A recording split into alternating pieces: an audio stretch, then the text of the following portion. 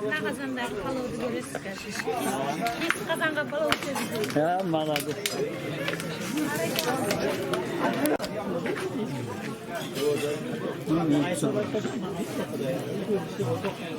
Енді қайтып қалсаң қауза болады.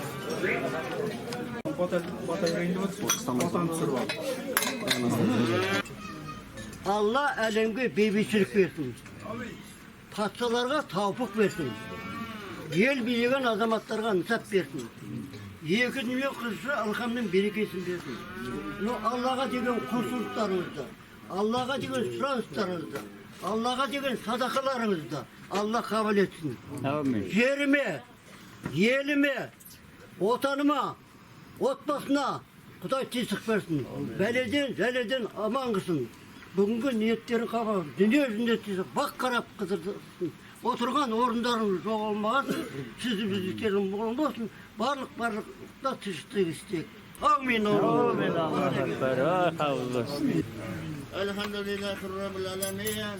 Şahsatman la ilahe illallah Muhammed Resulü'nün başarısına hoş koldaşların otanın ümitkarıklarga arnayı babamız Ayap Oralbayoğlu'nun ruhuna atamız Mereke Ayapoğlu'nun ruhuna Alime Mergenbay kızının ruhuna ejemizge apamız Kadişe Ayap kızının ruhuna ekemiz Ebil Hasan'ın ruhuna anamız Alime Türkbay kızının ruhuna ejemiz Şırın Külge apalarımız Mereke kızları Değerkül, Akşagül, Kaldıgül Ulu Törehanların ruhuna Ebil Hasan kendi Fatima Ayap kızları Tansu Ayçan Kızdıgoyların ruhuna kabul edip muratlarını nasıl edip Ceylan'ı cennet ediyoruz. Rabbana atina fid dünya haseneten ve ahiren qina azaban nar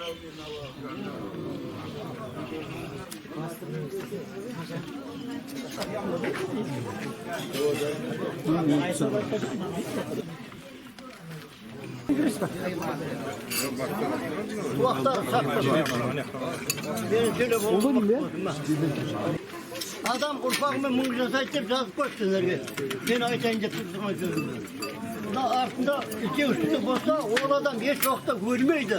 Әбіл Асан ағамыз, оны келіншегі апамыз, ол кісі осы елдің ең бір сүйікті адамдары. Әбіл Асан ағамыздың жүрген жері Күлкен тұғын. Ана Күлкенек деген енем менің, Тұрғанкөл деген апайлар, оның Нартай дейтін. Ана кондициядан бұлайрақ кеткеннен кейін домбыраны тартып, өлең қосып, бәріне астына, отырған кісілердің бәріне сәлем беріп жетті. Әлиме апа, ол кішкентайынан ана кітапта сізді бәрінде жазып жүрген, соның бәрі рас. Колонияға кетіп қана жазады. Соны анау Евдіман анақта жүргенде, ояққа қарай жіберіп бар. Әлиме апа қатты болып, содан беріп айналып бері қарай келді. Оның бәрі тарих. Ананды Әбілхан, Темірхан, сендердің Әбілхан, Темірхан, Батырхан, бәрі болып атқандарың, алқам-салқам бәрі үйде келінің арқасында. Адамның қосы оңбай, іші оңбай де шоқты естеріңізде болсын. Сондықтан ана қасындағы келіндерге, ұрпақтарыңызға сыйлы болыңыздар. Мың рахмет. Мені даусымды естіп, келіндер естіп, мың рахмет, тағыз айтамын. Осының бәрі жасамақпен сол келіндердің, қыздардың арқасында. Ұзын сөздің қысқасы, мен енді қалғаны өздері айтар менен басқасыларда. Әбілхан жаным, Темірхан жаным, Батырхан жаным, айналайын. Оның бар, қызың бар, келінің бар, бәріндер өн. Ана кісілердің көрмеген жақсылы сіздер көріңіздер. Мынау келген ағайындардың бәрі ниеті ақ болып тыңдасын. Асың барда жер саны беріп жүрсін, асың барда жер саны беріп жүрсін. Ананды бұның астында көкпар бар дейді. Қазақ көкпар бар дейді. Көкпарда тұр. Ұзағына жібермей, шамал жасайсыңдар, ұстап сұрап алу керек оны үкіметтен. Оны кейбір жерлеріне. Адам болсын, нәрсе болсын. Сондықтан, мына істеп атқан қызметтерін Алла қабыл етсін. Бағана бастағанда жеріме, еліме, отаныма, отбасына Құдай тиістік берсін. Өсіңдер, өліңдер, бүгін көрген жақты көшпәттестіп, сіздердің мына істеп атқан тірліктерін жұртқа үлгі болсын. Алла екі дүниенің қызын алған берекесін берсін. Алла көрсін. Әбілхан ағамыз бастаған ағайындар осы мереке атамыздан тараған Айдархан ағамыз бар. Көп бір жерде ас беріп жатыр, сол қабыл болсын. Ал енді бізден де мереке атамызды өзіміз көзіміз көріп, бірақ бұлай сыртта жүргеннен кейін онша бірақ кішкентай кезімізде мына Әбілхан көкемізбен менің атам Сатай мал баққан. Ол неде? Көкталда, Айдар-Түбекте, мына жақта Көкжүйде деген жер бар еді. Сол жақта мал бағатын. Мына қасында сөреде Әлхан көкеміз болатын. Бір есімде бар. Сол Жартыбай көкемізді жылқы бақты сол жақта. Бәрі бұл кісілердің бәрі енді сол кезде мына колхозға мал бағып еңбек сіңген адамдар ғой. Сол жерде біз осы Әбілхан ағамыз бар. Енді бізден жасы үлкен, қатарымыз мына Әуесхан бар. Одан кейін Батырхан, одан кейінгі балалар кішілеу ғой. Сол бәріміз анау түрде қалған дарияның жағасынан барып балға аулаймыз әйтеуір. Түрлі жаңағы жас боламыз, бәріміз жалаң аяқ, жалаң бас. Жас кезінде сол бірге өсіп, бірге өстік сол. Енді осы сол көкелеріміздің, сол аталарымыздың кезіндегі сол қарым-қатынастар бір-біріне сондай жанашырлық, туған туыстай, сондай керемет, туған ағалы бауыр, бір-біріне жанашырлық, бір-біріне жақындық деген керемет уақыттар болды сол кезде. Біз бала болсақ та сол күнде бір жиналып отқанда әңгіме жасап, әңгіме дүкен жасап, сол отырып солардың қастарынан тыңдайтын едік. Ағайындар, жамағаттар, құрдастар. Біріншіден айтатыным, осы жерде біз 40 жыл туып өстік, 40 жыл осы жерде болдық. Әуесхан, бұл жерде Мұхан, үшеуміз бастасып бір класста оқыдық. Алла мынау енді істеп отқан қайыр садақаларың Алла қабыл қылсын. Ел тыныштығын берсін, иман байлығын берсін. Алла бәледен, жәледен, қауіптен, қатерден сақтасын. Отбасыларыңа ынтымақ, бірлік, амандық берсін. Амин.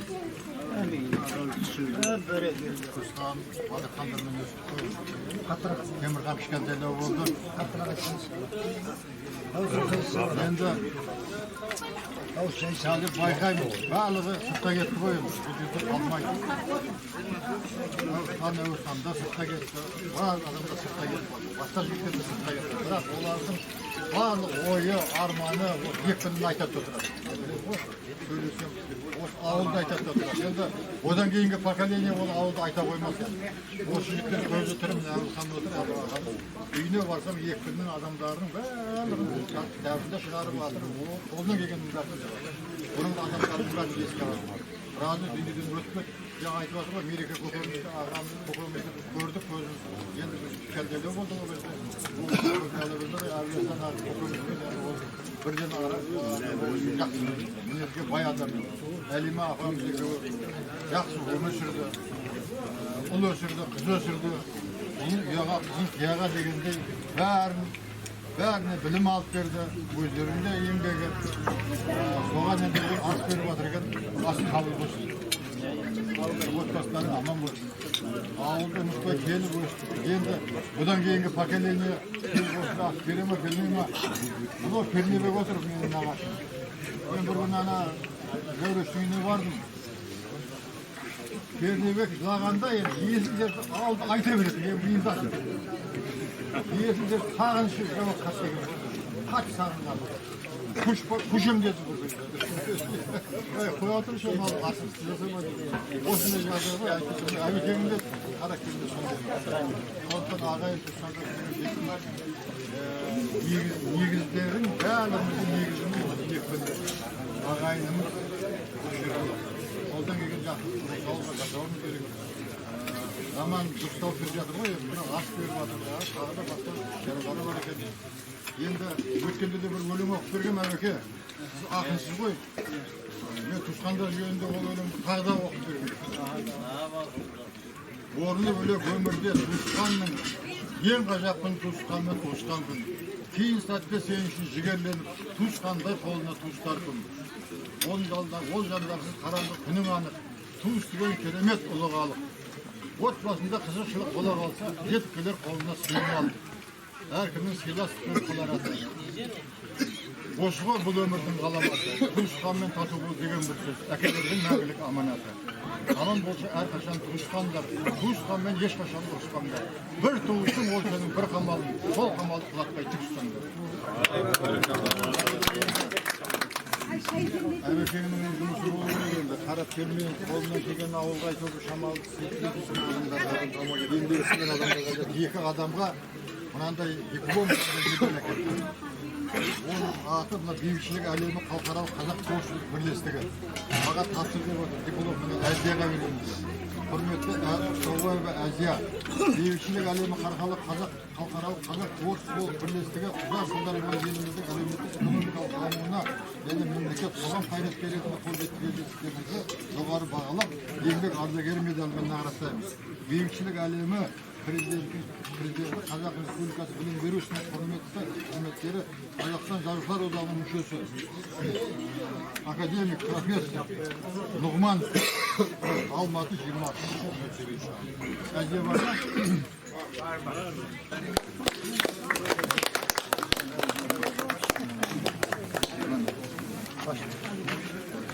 Ой, рахмет.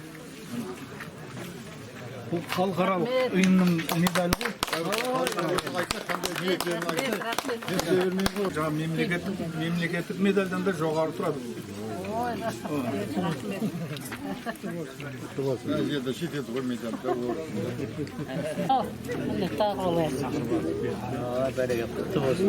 Құтты болсын енді. Әзеке сізде де біраз не бар ғой, тапсыратын, ә? Бар, екеу бар. Қазір осынан кейін мен Арында көпке келді ма? келіп жатыр. Келіп жатыр, келеді. Әбжанның өзінің баласы да жаман емес.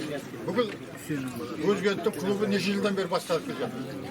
О жақта да жаман емес. Бірақ бұл кісілер екпінді ұмытпайды. Ағайынды ұмытпайды. Бірге оқыр кластастарын ұмытпайды. Бәрі азайып келе жатырмыз ғой енді біз кластастарына. Бірге жүргенбіз. Әбжанға көрсетіліп жатқан құрмет. Құтты болсын. Сізге де болсын. Маған келгенсіз медаль бар еді өтеді. Соны қайталасам екен, ыңғайсыз болмай ма деп қатты уайымдап келе жатыр. Ешқандай уайымдама, саған беріледі осы еңбегің бар. Осы ауылға ұмытпағанның өзі еңбек.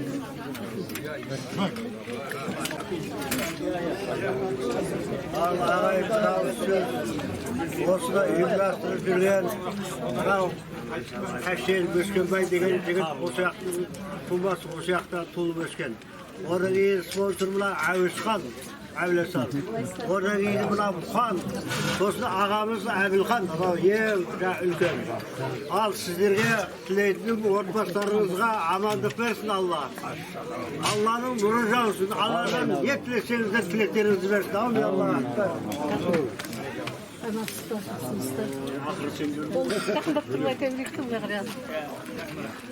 Аяп әкеміздің ұрпақтары деймін. Жатқан ақтарымыз қабыл болсын. Отбасыларымызда береке тыныштық болсын. Аяп әкемізден тараған ұрпақ сияқты әрқайсымыздың отбасыларымыз өсіп, тамырын тереңге жая берсін.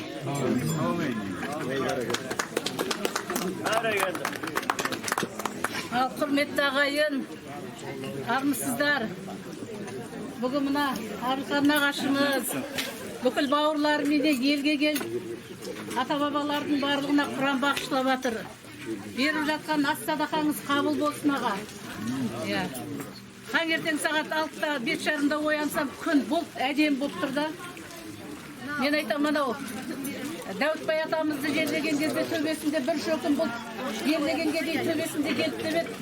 Одан кейін енді біздің нағашыларымызда сондай қасиетті ғой деп ойладым. Күн қандай ыстық болып тұрғанда бүгін керемет әдемі күн болып, күн салқын болып, Алла тағала тілектерімізді қабыл етіп жатыр. Сол тілектеріміз қабыл болсын, мұраттарымыз асыл болсын, бүкіл ұрпақтарымыз аман болсын. Өткенде мына Төребек нағашым айтып еді, Әзия сенің нағашыларың мықты ғой дейді.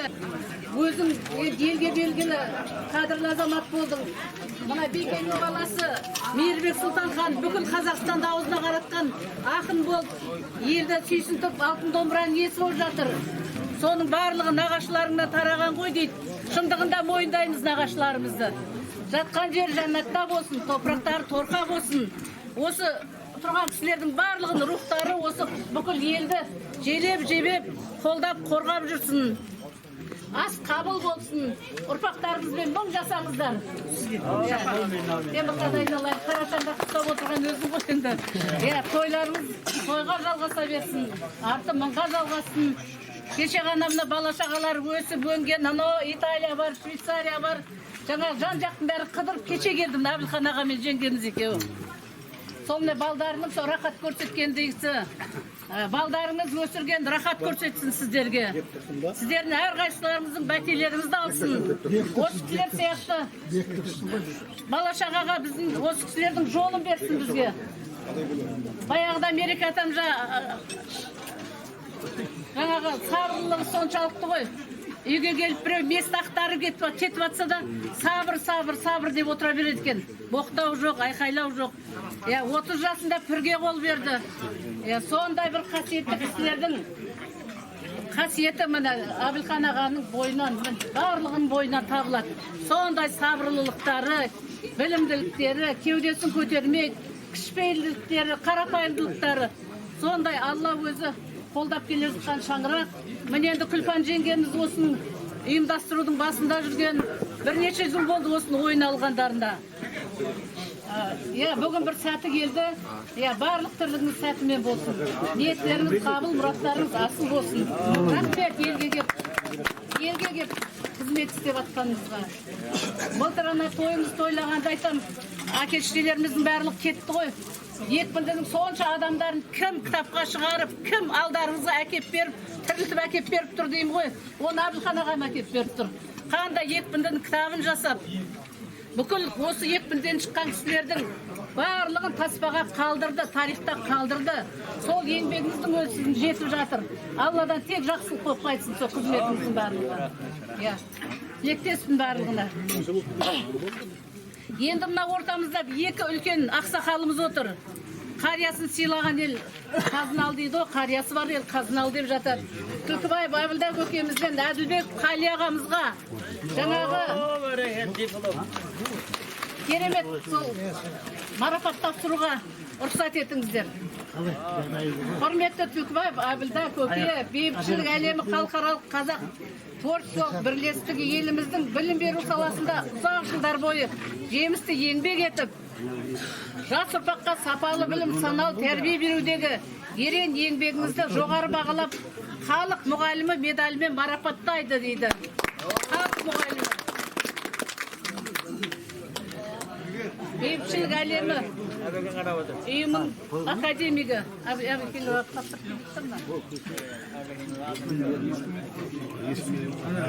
Оке. Халық мұғалімі деген сізге атақ тапсырып жатыр. Әбілхан ағамыз алып келген. Оқыдым, оқыдым.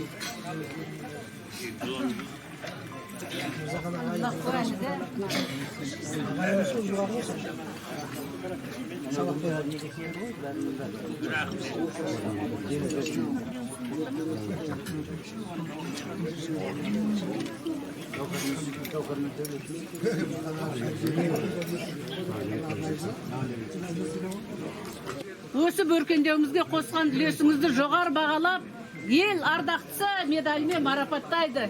Рахмет. Амасында бәрекелді айналайын.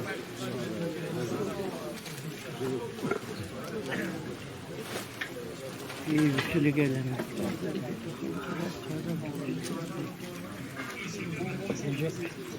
Ал құтты болсын көке. Құтты болсын. Bana rahmet. Құтты болсын. Al құтты болсын Қалеке. Мына балдармен бірге суретке түсіңіз енді.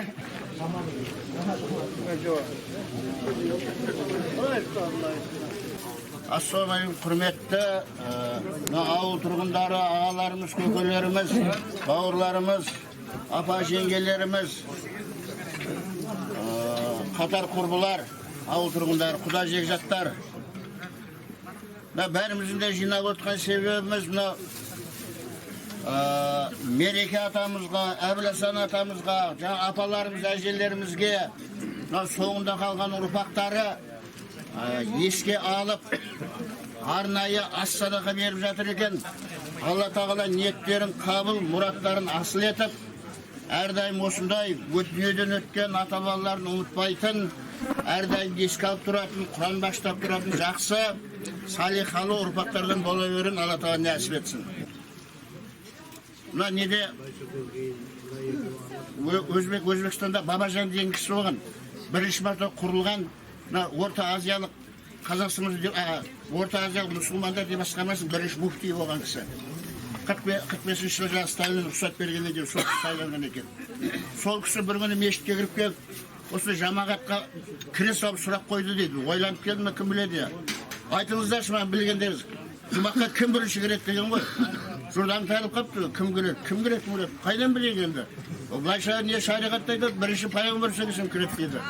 Дұрыс қой ол дейді енді. Бірақ жалпы бірінші кім кіреді дейді? Қазақ, өзбек, орыс мысалға, мұсылмандар қайсысы кіреді? Сонда айтады, енді біз кіретін шығармыз, себебі қазақ қарада біздің діншілдігіміз артық қой, қалай болғанда деп шулап жатыр дейді. Сонда жаңағы Бабажан айтты дейді. Ешқайсың кірамайсыңдар депті. Бірінші қазақтар кіреді депті жұмаққа. Себебі депті, осы депті, Ташкент қаласында тұрамыз ғой депті. Көшеде келе жатып кезеген үйдің есігін ұрсаң дейді, бәрі құлтаулы тұрады дейді. Ар жағынан бір қатын, қожайын жоқ деп қайтарады дейді. Мен шөлдерім су ішейін десең, жоқ, қожайын жоқ, бол дейді бір ауыз сөз. Өліп барасаң да ашпайды дейді анау есігін дейді. Ал енді қазақтың даласына барсаң дейді, әр сайдан 5-6 адам үйлер отыр дейді. Қайсына барсаң да Құдай қонақпын десең, олардың үйінде еркек болмайды дейді. Себебі күндіз малда болады, жолаушы болады. Бірақ кез келген кішкентай келін болса да, кіріңіз ата, кіріңіз көке деп үйіне кіргізіп шай береді дейді судың орнына. Міне пейілдері кем, солар бірінші кіреді деп айтады жұмаққа. Сол қазақтың бізде жаңағы ұрпағымызға шындықпен жалғастырып екен. Алла тағала пейілімізді алмасын, кеңдігін алмасын пейілімізді. Әжем айтып отырады, кілем тоғып отырып. Алла, өзімді алсам пейілімді алма дейді. Жас баламыз түсінбейді екен, сөйтсе осы пейіліміз айтқан екен да. Кейде ойласам қазіргі заманға қарай, жеке басымыздағы пейіліміз шамал тарылып бартқан сияқты. Бірақ әлде де дәстүрімізді тарыла қойған жоқ, сондықтан осыдан айырылмауымыз керек. Себебі қазақта ең пейілі тарылған адам келген қонағына өлет береді екен. Өлет деген жаңадан соймайды да, сақтау тұрған еттен бері. Соның өзінде қазақ ренжіп кетеді екен, мен сыбағамды бір қойды бір басы жемедім деп. Ет жеп кеткеннің өзінде жаңағы. Ал енді жаңағы негізгі міндеті қой сойу, болмаса тай сойу. Сол сияқты біздің сол пейіліміз мені осыдан көріліп. Құдайға шүкір, жоқ демейміз, бар демейміз. Шамамыздың келгенше дастарханды жасап, қонақтың алдына қойып отырмыз. Бұл да пейіліміздің кеңдігі шындап қойымды. Сондықтан да айтарым енді, Алла тағала пейілімізді алмасын. Пайғамбарымыз саллаллаху алейхи ва саллям айтқан екен, мұсылманның дейді, ең жақсысы өзге мұсылманға зиян тимеген дейді. Және де дейді, сен өзіңе нені ойласаң, соны өзгеге ойламай, мұсылман жағы иманың кәміл болмайды дейді. Біз соны өзімізге ту етіп ұстағанымыз ғой жағы мұсылмандықты. Соған қарай біздің де пейіліміз кең болған. Алла тағала сол пейілімізді алмасын енді. Ниеттеріңіз қабыл болсын, мұраттарыңыз асыл болсын. Отбасыларда тек жақсылық болып, дастархандарыңыз кеңге жайыла берсін. Жаңағы қорытындыла деп еді, енді бұдан кейін енді бата сұрасың енді үлкендерден,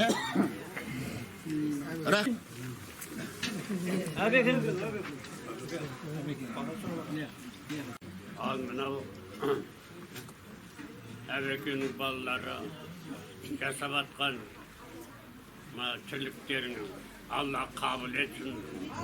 Еш уақытта жаманшылық көрмеңдер, көргендерің жақсы болсын. Бала шағаларының, ағайындарының, туған туыстарының, құда жекжаттарының ортасында жүре беріңдер. Bala şağaların arasını körüverin.